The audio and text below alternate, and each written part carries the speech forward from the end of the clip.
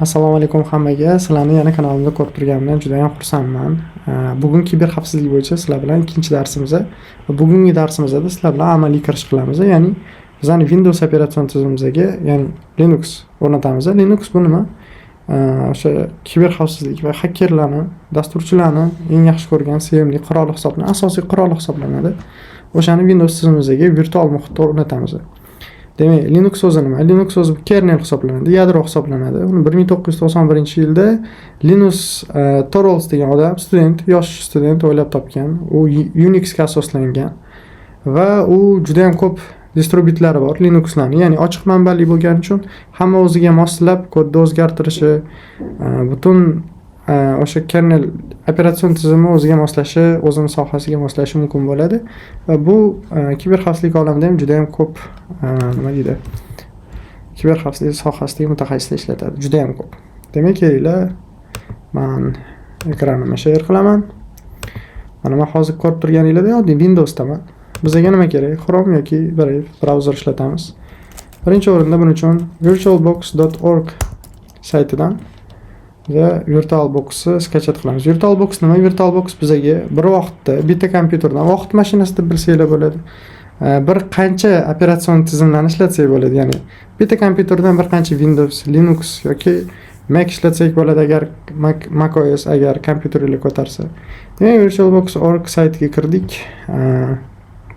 Bu yerda biz ko'rsak bo'ladi, download knopkasi bor, downloadni bosamiz. Bosganimizda agar sizlar asosiy kompyuteringizlar hozir ishlatayotgan Windows bo'lsa, Windows host. Agar Mac ishlatayotgan bo'lsanglar va Mac Intel, ya'ni eskiroq versiyasi Intel protsessorlarda ishlaydigan bo'lsa, Intellar.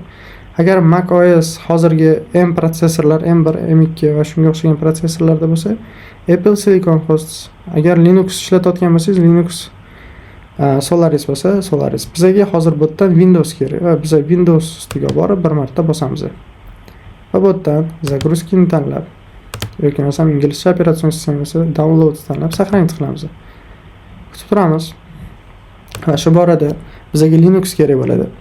Linux ko'p bilasizlar, Linux kiber xavfsizlikda eshitgan bo'lsanglar kerak, Kali Linux ishlatishadi. Lekin bunaqa videolar ko'p keraklar. Men o'zim sizlarga tavsiya qiladigan Linuxlardan bittasi kiber xavfsizlik uchun parrot.sec, ya'ni Parrot operatsion tizimi Linux. parrotsec.org saytiga kirdim va bu yerda download knopkasi bor. Download ustiga bosaman. Bu yerda bizga har xil optionlar beradi. Live, ya'ni live biza flashkamizga Linux yozsak bo'ladi. Bu har qanaqa kompyuterga flashkamizni o'rnatgan holatda Linuximizni ishga tushirsak bo'ladi. Har qanaqa kompyuterdan o'rnatmasdan turib va bunga taxminan 64 gigabaytdan ko'proq joyga ega flashka bo'lsa juda ham yaxshi, chunki kichkina bo'lsa o'ziga ermay qolishi mumkin. Ya'ni virtual muhit, virtual boxlar uchun alohida tanlasak bo'ladi va IoT bor ekan, designed for embedded device and IoT platforms such as Raspberry Pi. Xo'p, demak bu Internet of Things, ya'ni Raspberry Pi shunga o'xshagan qurilmalar uchun ekan. Va pastda yana bir qancha optionlar bor. Keraklar bizga keraklisi bu yerda virtual tanlaymiz va bu yerda ikki xil option bor. Boya aytganimdek Linux har xil, hamma uchun chiqarilgan, ochiq manba va tekin. Kelinglar, bu yerda biza ko'rishimiz mumkin Home, ya'ni oddiy user bo'lsangiz, ya'ni siz oddiy foydalanuvchi bo'lsangiz Home'ni tanlashingiz mumkin. Va bu yerda Security Edition bor, ya'ni kiber xavfsizlik, ya'ni pentester, hakkerlar uchun mo'ljallangan, ya'ni mana yozib qo'yibdi. This is a special purpose operating system designed for penetration test and red team operations. Ya'ni bu maxsus kiber xavfsizlik xodimlari uchun deb tushunsak bo'ladi. Ichida hamma bizga kerakli bo'lgan qurollar o'rnatilgan bo'ladi. Kelinglar, mana shuni tanlaymiz. Agar siz yana ikkita option beribdi. Mac qurilmalarida bo'lsangiz, MacBookda bo'lsangiz, ARM o'rnatasiz. Agar siz Windowsda bo'lsangiz, ya'ni Intel yoki AMD protsessorlarda bo'lsangiz, AMDni ustiga bosamiz. Pastroq download knopkasi bor, yana bitta downloadni bossak, bizga ikkita option beradi. VMware va VirtualBox. Ya'ni VirtualBox ishlatamiz bizga, VirtualBox ustiga bosib, buni yuklab olsak bo'ladi.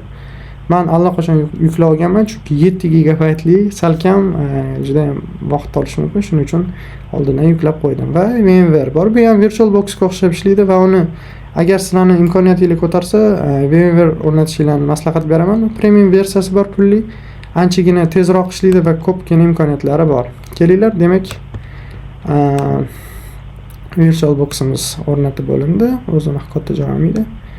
Buni o'rnata olamiz endi. O'sha yuklab olingan fayl ustiga 2 marta bosamiz. Bu yerda bizda o'rnatish uchun ruxsat so'raydi va kerakli sonlardan chiqarib tashlaymiz. Demak, mana VirtualBox o'rnatilish uchun tayyor. Bu yerda next knopkasini bosamiz. I accept tanlaymiz tepadagi yumaloqchani va next ni bosamiz yana. Bu yerda ham tegmaymiz. Next. Yes. Next. Install. Hop. Bizda o'rnatib bo'ladi. Biza mana nima deydi? Desktopimizda, ya'ni glavniy ekranimizda mana paydo bo'ldi. VirtualBox kutib turamiz o'rnatib bo'lishini. Ozgina vaqt olishi mumkin. Kelinglar, ana bo'ldi bir pasda. Finishni bosamiz, avtomatik ravishda ishga tushishi kerak edi. Kirib ko'ramiz. Mana ishga tushdi. Mana operatsion sistema Windows'im orqa foni qora bo'lgani uchun menda bu seriya yoki qora ko'rinyapti, sizlarda bilmadim qanaqa. Menda seriya ko'rinyapti va sizlarda oq rang ko'rinsa, sizlar voy boshqa narsa ekan deb o'ylamanglar. Shunchaki men tizimimga moslashdi. Va bu yerda sizlar ko'rsanglar bo'ladi. Mana bu plus bor. Plus orqali biz boyagi yuklab olgan Proteus Linux'imiz tanlasak bo'ladi. Lekin bu yerda chiqmadi. Demak, biz nima qilamiz? Import knopkasiga bosamiz. Import knopkasiga bossak, mana bu yerda faylchi turadi. O'sha tugmachani bossak va bu yerdan загрузка, ya'ni yuklab olgan dokumentimizga kelsak, mana Parrot Security turibdi, kubikcha. Ustiga 2 marta bosamiz va bu yerda gotovani bosamiz. Принимаю. Va ozgina kutib turamiz.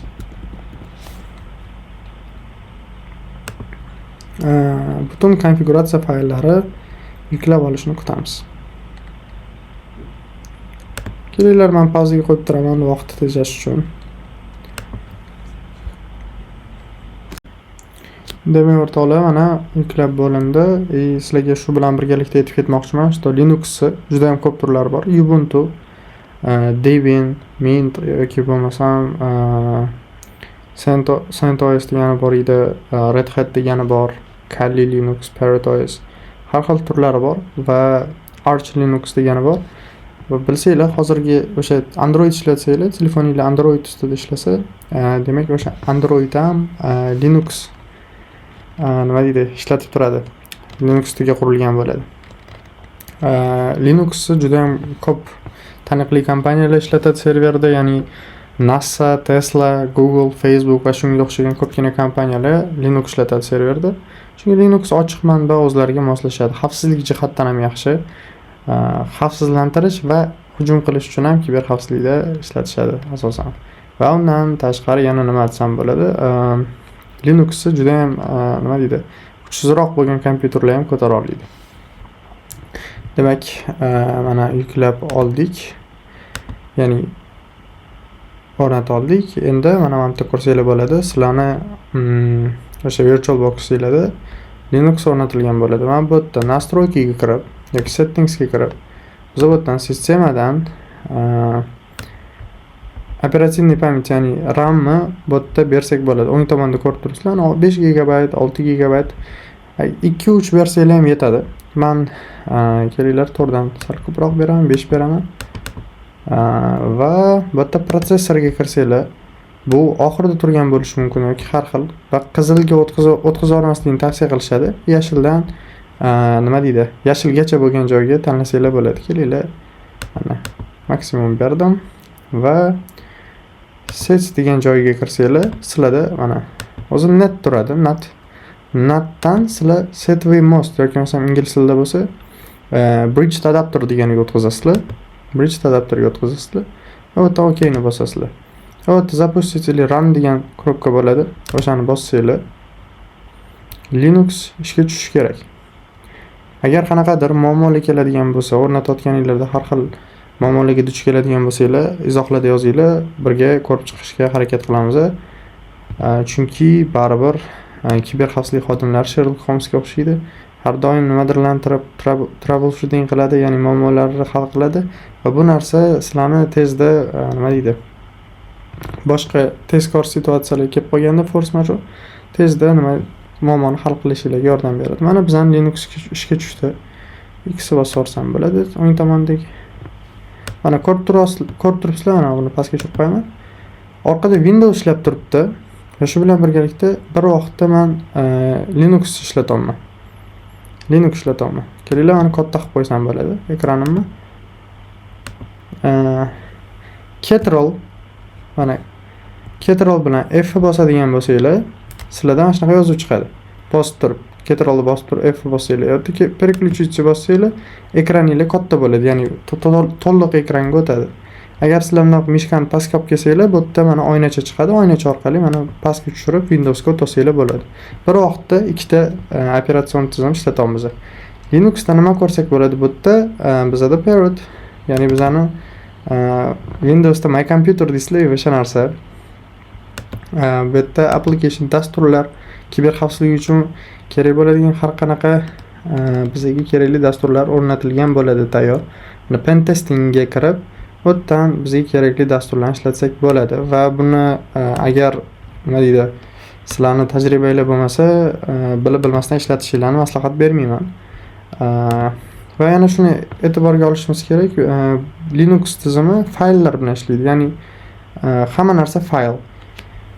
Bu yerda bizda tayyor VS kod bor ekan, bu yerda Firefox brauzerimiz, bu yerda terminal bor. Mana terminalga kirib ko'rsataman. Bu narsani terminal o'sha qora oyna kinolarda ko'rgan bo'lsanglar, hakerlarning o'sha oynachasi. Biz asosan sizlar bilan terminalda ishlaymiz Linuxda.